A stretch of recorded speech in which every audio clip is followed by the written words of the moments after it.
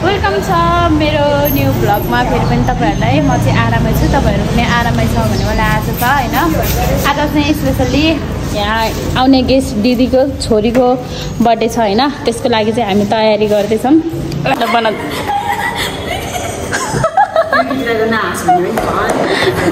सुमन्त्र फुलाउँदा तिमीले कसरी फुलाउँदा रहेछ?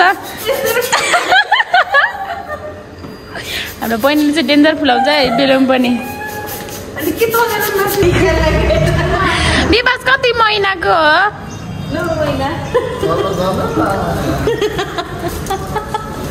खै विवास झर्यो।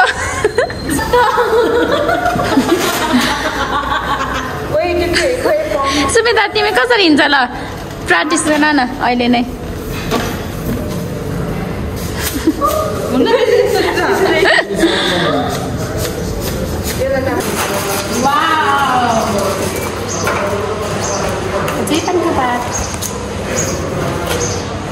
ह्यापी बर्थडे मेरो तर्फबाट चाहिँ भाइलाई ह्यापी बर्थडे चाहन्छु।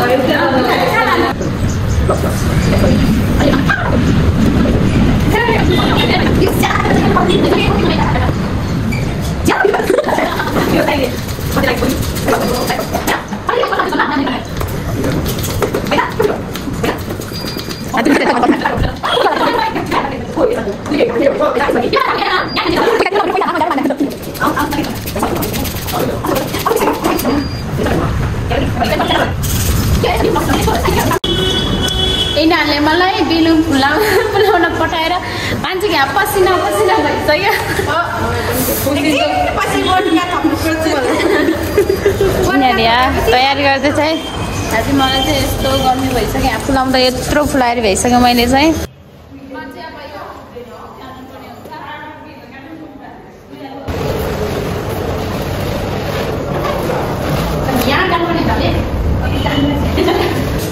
तयारीको लास्ट अन्तिममा पुगिसकेको छौँ होइन। केही आएन नआएर यहाँ मान्छे होपलेस भइसक्यो। कसैले नआउने कसरी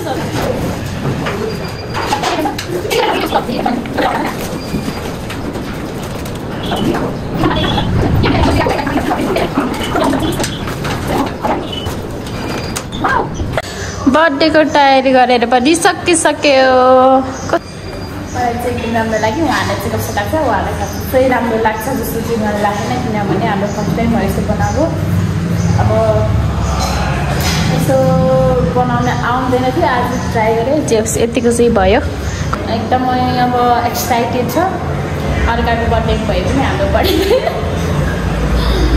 दिदीहरू चाहिँ कतिखेर आउने हो होइन। अब कतिवटा अर्डर जब टोटल 51वटा अर्डर भएको छ दिदीहरू मात्रै। आज चाहिँ गेस्ट टन्नै छ है, तल पनि छ, यहाँ पनि सबै छ होइन। तलको पनि म देखाइदिन्छु।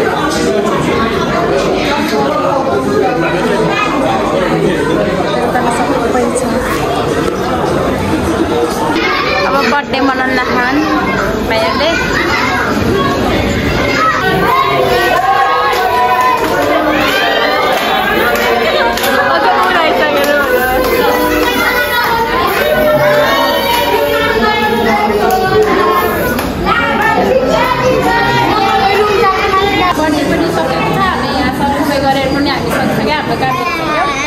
अब यहाँ सबै खाली भइसक्यो। अब सब्जीहरू मात्रै खाने बाँकी हो। बर्थडे पनि सक्यो। अब बर्थडे चाहिँ म एक्लै मनाएर बस्नु परेछ यहाँ। के छ विकास दाइ हालखबर?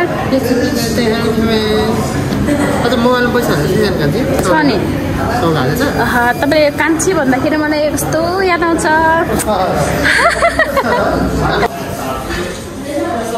हामी चाहिँ अब खानासाना खाएर रुममा जान्छौँ।